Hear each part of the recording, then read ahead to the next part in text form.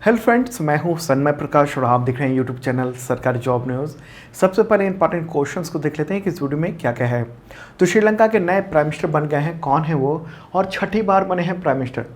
भारत और इसके आसपास के देशों को अगर देखेंगे तो श्रीलंका को छोड़कर कोई किसी भी देश का ऐसा इतिहास नहीं है कि छठी बार कोई प्राइम मिनिस्टर बना हो। तो बहुत ही इंपॉर्टेंट क्वेश्चन हो जाता है, डिटेल बात करेंगे। खराब भोजन से बनी बिजली से संचालित फर्स्ट ईवी चार्जिंग स्टेशन कहां पर शुरू हुआ है। टाटा ग्रुप ने एयर इंडिया का नया सीईओ और एमडी किससे नियुक्त किया है। पीएम वाणी योजना के तहत रेलवे ने कितने स्टेशनों पर वाईफाई सेवा शुरू की है। एप्पल को पछाड़कर दुनिया की सबसे मूल्यवान कंपनी कौन बन गई है। और नाटो साइबर रक्षा समूह में शामिल होने वाला पहला एशियाई देश कौन बन गया है और इससे चीन भड़क गया है। उसने कहा है कि यूक्रेन जैसा अंत हो सकता है। कई टॉपिक है, सब पे डिटेल बात करेंगे और दोस्तों शेयर जरूर कर दें इस वीडियो को अपने तमाम मित्रों को। शुरू करते हैं और पहला क्वेश्चन, श्रीलंका के नए प्राइम मिनिस्टर कौन बन गए हैं, या फिर कहें छठी बार श्रीलंका के प्राइम मिनिस्टर कौन बन गए हैं। आंसर होगा रानिल विक्रमसिंघे। न्यूज़ आप देख रहे हैं और ये रहे रानिल विक्रमसिंघे। देखिए, श्रीलंका में भारी राजनीतिक उथल पुथल चल रहा है, आर्थिक उथल पुथल चल रहा है। तो उस बीच में रानिल विक्रमसिंघे नए प्राइम मिनिस्टर बन गए हैं और वो छठी बार बने हैं। इससे पहले कौन थे, तो महिंदा राजपक्षे थे प्राइम मिनिस्टर के पद पर और उनका भारी विरोध हुआ। उसका बाद उन्होंने इस्तीफा दिया है। अभी तो छिपे हुए हैं नेवल बेस में, पब्लिक ढूंढ रही है, उनके घर को जला चुकी है पब्लिक। तो नए प्राइम मिनिस्टर अब ये बन गए हैं। तो एक यूनिटी सरकार बनाई गई है, मतलब सभी दलों की संयुक्त सरकार, क्योंकि वहाँ के आर्थिक और राजनीतिक और सामाजिक हालत बहुत ही खराब हो चुकी है। तो राष्ट्रपति गोटाबाया राजपक्षे ने 12 मई को प्रधानमंत्री के यानी प्राइम मिनिस्टर के तौर पर रानिल विक्रमसिंघे को शपथ दिलाई। फोटोग्राफ देख रहे हैं, ये रहे हैं राष्ट्रपति और ये हैं रानिल विक्रमसिंघे जो कि नए प्राइम मिनिस्टर हैं। और आपको बताऊं कि रानिल विक्रमसिंघे अपनी पार्टी के अकेले सांसद हैं। इससे पहले वो 5 बार प्राइम मिनिस्टर रह चुके हैं। कब से कब तक, तो 93 से 94, 2001 से 2004, 2015 में ही रहे वो 100 दिन। उसके बाद फिर पद से हटना पड़ा, फिर से 2015 में ही बन गए और 15 से 18 तक रहे, फिर 2018 से 19 तक रहे। ओके, तो अलग अलग टर्म में 5 साल रह चुके हैं और ये छठी बार प्राइम मिनिस्टर बने हैं। कुछ न्यूज़पेपर में आप देखेंगे कि 5 बताया गया, 5वीं बार अभी बने हैं, लेकिन द हिंदू ने ऐसा कहा है कि 6th टाइम्स वो प्राइम मिनिस्टर बने हैं। ओके, रानिल विक्रमसिंघे 73 ईयर के हैं और श्रीलंका का अच्छा पॉलिटिकल एडमिनिस्ट्रेटर और अमेरिका समर्थक माना जाता है। उनकी पार्टी का नाम क्या है, पॉलिटिकल पार्टी का, तो यूनाइटेड नेशनल पार्टी यानी यूएनपी, और इस पार्टी के वो अकेले सांसद हैं। तो रानिल विक्रमसिंघे ने पूरे हालात पर क्या कहा है, उन्होंने मीडिया से बात करते हुए उन्होंने कहा कि गोटा गो गामा जो कि वहाँ पर आंदोलन चल रहा है, पब्लिक ने आंदोलन किया हुआ है, वो जारी रहना चाहिए और मैं पुलिस को ये नहीं कहूँगा कि आंदोलन को रोके और कोई हस्तक्षेप करे।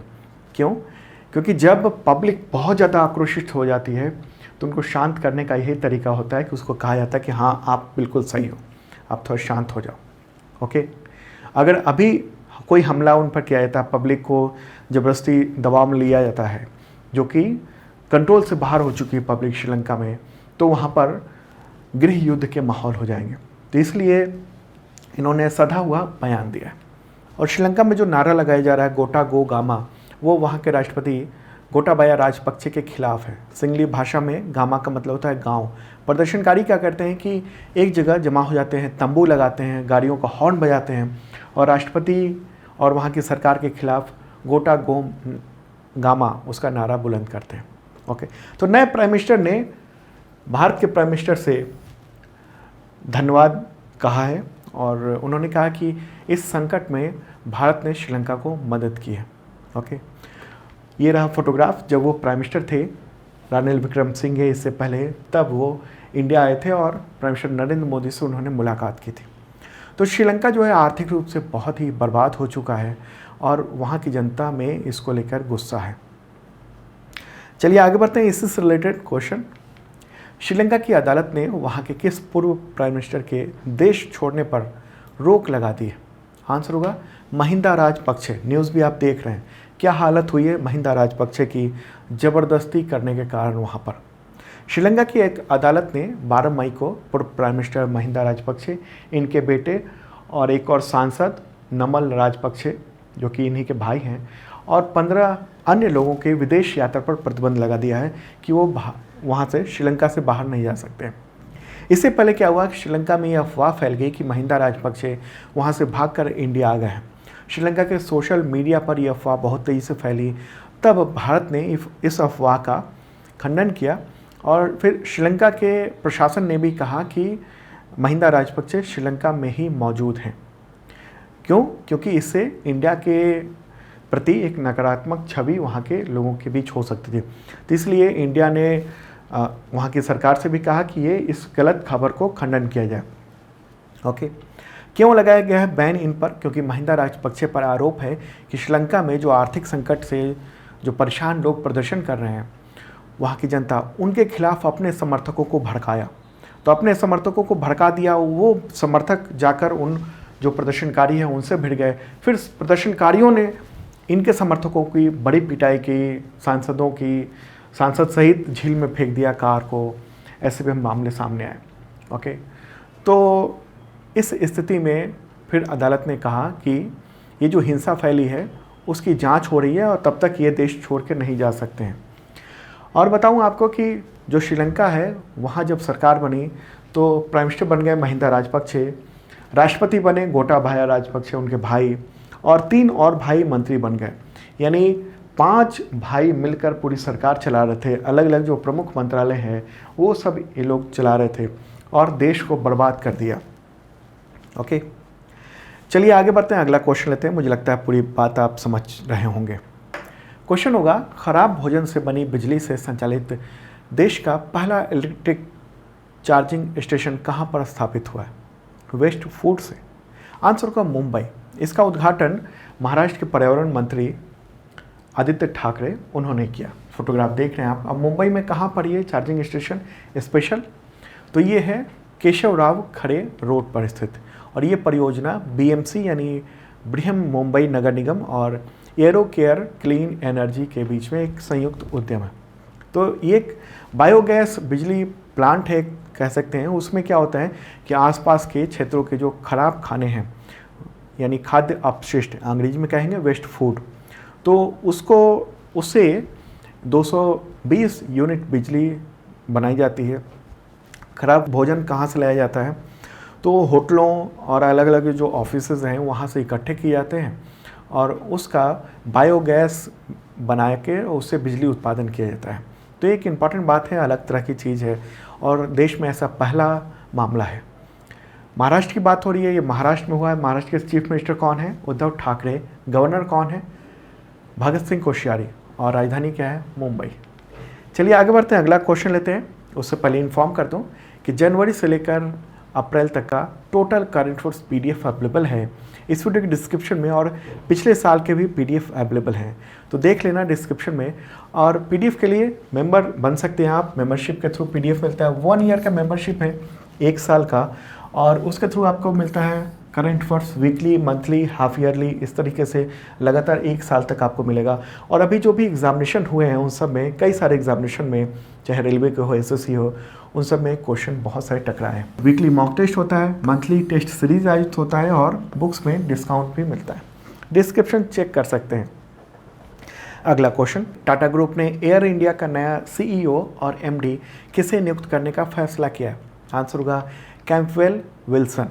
टाटा सन्स जो कि एयर इंडिया की मेन कंपनी है, मालिकाना हक टाटा सन्स के पास ही है। वैसे तो टेलेस प्राइवेट लिमिटेड के पास है, लेकिन टेलेस प्राइवेट लिमिटेड भी टाटा सन्स के अंतर्गत है। तो इसलिए टाटा सन्स जो सबसे बड़ा ग्रुप है उसी ने ये फैसला किया है कि कैंपवेल विल्सन को हम नियुक्त करेंगे। ये रहा फोटोग्राफ इनका। लेकिन ये नियुक्ति तभी पूरी मानी जाएगी जब केंद्र सरकार की ओर से रेगुलेटरी अप्रूवल मिल जाएगा। दरअसल भारत में कंपनियों में उच्च पद पर नियुक्त करने के लिए सरकार से अनुमति लेने की ज़रूरत पड़ती है। तो इससे पहले टाटा सन्स ने तुर्की एयरलाइंस के पूर्व सीईओ इल्कर आयसी को भी नियुक्त करने का फैसला किया था, टाटा यानी एयर इंडिया के सीईओ के तौर पर। लेकिन ऐसा माना जा रहा है कि सरकार की ओर से हरी झंडी नहीं मिली और उसकी वजह से उनकी नियुक्ति नहीं हो सकी। तो अब टाटा सन्स ने यह तय किया है कि एयर इंडिया का नया सीईओ और एमडी कैपवेल विल्सन होंगे। ये न्यूजीलैंड के हैं मूलतः, वहीं जन्म हुआ था, 50 साल के हैं और सिंगापुर एयरलाइंस की सब्सिडरी कंपनी है स्कूट, तो उसके सीईओ हैं और 26 साल का अनुभव है एविएशन इंडस्ट्री में। एयर इंडिया की बात कर लें, चेयरमैन कौन है? एन चंद्रशेखरन। स्थापना कब हुई थी? 1932 में। संस्थापक कौन थे? JRD टाटा। मुख्यालय कहाँ है? न्यू दिल्ली में। अगला क्वेश्चन लेते हैं। पीएम वाणी योजना के तहत रेलवे ने मई 2022 तक कितने स्टेशनों पर सार्वजनिक वाईफाई सेवा शुरू की है? आंसर होगा 100। पीएम वाणी का फुल फॉर्म क्या होता है? Prime minister wifi access network interface. ठीक है, तो न्यूज़ भी आप देख रहे हैं कि 100 इंडियन रेलवे स्टेशनों पर ये वाईफाई शुरू किया गया है पीएम वाणी के तहत। इससे पहले आप वाईफाई फ्री आपको मिलता होगा अलग अलग स्टेशनों पे, तो वो गूगल के साथ रेलवे की ओर से करार के जरिए वो वाईफाई मिलता था। लेकिन एक ये नई योजना है और इसके थ्रू आगे बताते हैं हम कि भविष्य की बड़ी योजनाएं हैं। तो पीएम वाणी योजना मूलतः वर्ष 2020 में बनी थी। मकसद यही कि सार्वजनिक तौर पर वाईफाई की सुविधा का विस्तार किया जाए। दरअसल टेलीकॉम विभाग की रिपोर्ट है, उसमें ये कहा गया है, मैं जब उस रिपोर्ट को पढ़ रहा था, कि वर्ल्ड बैंक का मानना है कि इंटरनेट का अगर 10% भी विस्तार होता है, 10%, तो देश की जीडीपी में 1.4% तक का इजाफा होने में मदद मिलता है। तो इंटरनेट इस कदर देश के विकास के लिए बहुत इंपॉर्टेंट है। तो इसी को देखते हुए पीएम वाणी योजना है, उसका ये पोस्टर है सरकार की ओर से जारी किया हुआ, तो उसको अब इम्प्लीमेंट किया जा रहा है रेलवे में भी। ठीक है, रेलवे में इसको इम्प्लीमेंट करने का काम जो माइक्रो रत्न कंपनी है, PSU है, रेलटेल, तो उसने शुरू किया है। तो इस योजना का लाभ कैसे उठा सकते हैं रेल यात्री? तो WI. ये एक मोबाइल ऐप होगा, उसे डाउनलोड करना, उसके थ्रू आप पीएम वाणी के जो नेटवर्क है, वाईफाई है, उससे कनेक्ट हो पाएंगे। पीएम वाणी योजना के तहत सरकार जो है वो देश भर के 2000 रेलवे स्टेशन को में वहाँ वाईफाई योजना शुरू करने की योजना पर काम कर रही है। अभी तो 100 स्टेशनों पर ये सुविधा शुरू की गई है, 100 स्टेशन, लेकिन अगले 10 जून तक 1000 रेलवे स्टेशनों पर ये सुविधा शुरू हो जाएगी और 20 जून तक बताया गया है कि 2000 स्टेशनों पर ये सुविधा मिलने लगेगी। तो बहुत तेज़ी से रेलटेल इस मामले में काम कर रहा है। तो इसी न्यूज़ के अंदर डिटेल में ये सब बताया गया। पीएम वाणी इसके तहत ये भी है कि जो स्मॉल शॉपकीपर्स हैं वो सब वाईफाई की सुविधा दे सकें और जो लोग भी वहाँ आ रहे हैं, जा रहे हैं, तो वो वाईफाई का यूज़ कर सकें। चलिए आगे बढ़ते हैं, अगला क्वेश्चन लेते हैं। एप्पल को पछाड़कर दुनिया की सबसे मूल्यवान कंपनी कौन बन गई है? इसका आंसर होगा सऊदी आरामको। सऊदी आरामको क्या है? एक कंपनी है, ऑयल कंपनी है, जो कि सऊदी अरेबिया की सरकारी कंपनी है। दरअसल हुआ यह है कि टेक्नोलॉजी सेक्टर में सुस्ती की वजह से एप्पल के शेयरों में कमी आई है, शेयरों के दाम में। तो इससे पहले तक एप्पल नंबर 1 कंपनी थी अगर मार्केट की बात करेंगे मूल्यवान कंपनी के मामले में, और दूसरे स्थान पर थी सऊदी आरामको। लेकिन अभी क्या हुआ है कि जब यूक्रेन और रूस के बीच में युद्ध चल रहा है, उसकी वजह से तेल के रेट बहुत ज़्यादा बढ़े हैं। ऐसे में सऊदी आरामको के शेयरों के में भी तेज़ी आई है, उसकी कीमत बढ़ गई है। तो इसकी वजह से सऊदी आरामको सबसे बड़ी कंपनी बन गई है बाज़ार पूंजीकरण के मामले में। सऊदी आरामको का बाज़ार पूंजीकरण बढ़कर $2.42 लाख करोड़ हो गया है। चलिए आगे बढ़ते हैं, अगला क्वेश्चन लें और ये बहुत ही इंपॉर्टेंट क्वेश्चन है। नाटो साइबर रक्षा समूह में शामिल होने वाला पहला एशियाई देश कौन है? आंसर होगा दक्षिण कोरिया, यानी साउथ कोरिया। साउथ कोरिया के प्रेसिडेंट कौन है? यू सुक योल। अभी हाल ही में वो प्रेसिडेंट बने हैं, नए प्रेसिडेंट बने हैं। ओके, नेटो का फुल फॉर्म क्या होता है? North Atlantic Treaty Organization. Okay, तो इसी नाटो का एक साइबर रक्षा समूह है, उसका नाम क्या है? Cooperative cyber defence centre of excellence, short में कहते हैं CCDCOE, जिसमें शामिल होने वाला एशिया का पहला देश बन गया। न्यूज़ भी आप देख रहे हैं, और उसकी वजह से चाइना और नॉर्थ कोरिया वो बहुत ज़्यादा गुस्से में आ गया है। तो अब नाटो के CCDCOE में टोटल जो मेंबर हो गए हैं उसमें 32 देश शामिल हो गए हैं, जिनमें से 27 तो नाटो के मेंबर कंट्री हैं, 5 गैर नाटो मेंबर कंट्री हैं। ओके, ये इस क्वेश्चन का मतलब आप बिल्कुल मत समझिएगा कि साउथ कोरिया नाटो का मेंबर बन गया है, नहीं। साउथ कोरिया नाटो के जो एक साइबर रक्षा समूह है उसका एक अंग है, उसका मेंबर बना है, जिसका नाम है CCDCOE। ठीक है, नाटो का मुख्य उद्देश्य क्या है?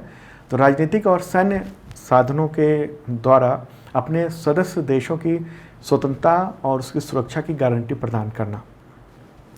चीन बहुत भड़क गया है, मैप के थ्रू चलते हैं, ये रहा प्यारा भारत, और अब चलते हैं साउथ कोरिया की ओर। तो यहाँ पर है, ये सियोल राजधानी है, साउथ कोरिया ये रहा, और नॉर्थ कोरिया यहाँ पर है, और इस तरफ है ये चाइना है, यहाँ से लेकर यहाँ तक। ये आपको भारत का कुछ हिस्सा दिख रहा होगा, अरुणाचल प्रदेश का। ओके, तो ये है साउथ कोरिया, और यही अब नाटो के जो साइबर रक्षा समूह है उसका एक मेंबर बन गया है। ऐसे में क्या हुआ है? ऐसे में चीन की जो कम्युनिस्ट पार्टी का जो मुखपत्र है द ग्लोबल टाइम्स, देखिए द ग्लोबल टाइम्स क्या करता है, अगर सरकार कोई बात नहीं कह पा रही है तो ग्लोबल टाइम्स उस बात को कह देता है, और माना जाता है कि ये सरकार के द्वारा एक तरह से मैसेज दिया गया। तो उसके संपादक ने लिखा है कि अगर दक्षिण कोरिया यानी साउथ कोरिया अपने पड़ोसियों के लिए मुश्किलें तैयार करने का रास्ता अपनाया है तो इसका अंत यूक्रेन हो सकता है, यूक्रेन के जैसा। यानी रूस ने जो यूक्रेन में युद्ध किया, वहाँ पर अभी युद्ध चल रहा है, तो वैसी हालत हो सकती है। तो बहुत गुस्से में है चीन इस मामले में। ओके, नाटो की बात कर लें, मुख्यालय कहाँ है? ब्रसेल्स में। ब्रसेल्स कहाँ है? बेल्जियम में। स्थापना कब हुई थी नाटो की? 1949 में। चलिए आगे बढ़ते हैं, अगला क्वेश्चन लेते हैं। अंतर्राष्ट्रीय पादप स्वास्थ्य दिवस यानी international day of plant health, ये कब मनाया जाता है? आंसर होगा 12 मई को। 12 मई को ये दिवस मनाया जाता है। संयुक्त राष्ट्र महासभा ने 2020 में इस दिवस को अपनाया था। अगला क्वेश्चन लेते हैं, अंतर्राष्ट्रीय नर्स दिवस कब मनाया जाता है? आंसर होगा 12 मई को ही। इस दिन आधुनिक नर्सिंग की संस्थापक फ्लोरेंस नाइटिंगेल, उनकी जयंती है। उनको लेडी विद द लैम्प कहा जाता है, इस नाम से पुकारा जाता है। तो क्वेश्चन हो सकता है कि लेडी विद द लैम्प किसे माना जाता है, किसे कहा जाता है? तो आंसर होगा फ्लोरेंस नाइटिंगेल। ओके, इनका जन्म कब हुआ था? 12 मई 1820 को। और 2022 की थीम क्या है? Nurse a voice to lead, invest in nursing and others right to secure global health, ये रहा थीम। ओके, चलिए आगे बढ़ते हैं, अगला क्वेश्चन लेते हैं। किस मुख्यमंत्री को अथक साहित्य खोज के लिए बांग्ला अकादमी पुरस्कार मिला? आंसर होगा ममता बनर्जी। पश्चिम बंगाल के मुख्यमंत्री हैं, तो उनको ये अवार्ड मिला है। पश्चिम बंगाल बांग्ला अकादमी ने ये अवार्ड दिया है। हालांकि वो मंच पे मौजूद थी, लेकिन उन्होंने ये अवार्ड स्वीकार नहीं किया, उनके मंत्री ने ये अवार्ड स्वीकार किया है। और ये आयोजन रविन्द्रनाथ टैगोर की जयंती के अवसर पर किया गया था। हालांकि इसको लेकर विवाद भी हुआ है कि एक मुख्यमंत्री के तौर पर इन्होंने ये सम्मान लिया है, और एक साहित्यकार है, महिला साहित्यकार, उन्होंने अपना सम्मान भी वापस कर दिया है इसके विरोध में। तो दोस्तों ये था इंपॉर्टेंट करंट अफेयर्स। कैसा लगा कमेंट बॉक्स में ज़रूर बताना। और आप ऐप भी डाउनलोड कर सकते हैं सरकारी जॉब न्यूज़ का। गूगल प्ले पर जाइए और सरकारी जॉब न्यूज़ सर्च करें, तो ऐप से करंट अफेयर्स की तैयारी बेहतरीन आप कर पाएंगे। डेली के करंट अफेयर्स का अपडेट भी PDF वहाँ पर रहता है, और मेंबरशिप लेने पर बहुत सारे PDF और एग्जामिनेशन टेस्ट देने का मौका मिलता है। अब मिलते हैं अगले वीडियो में।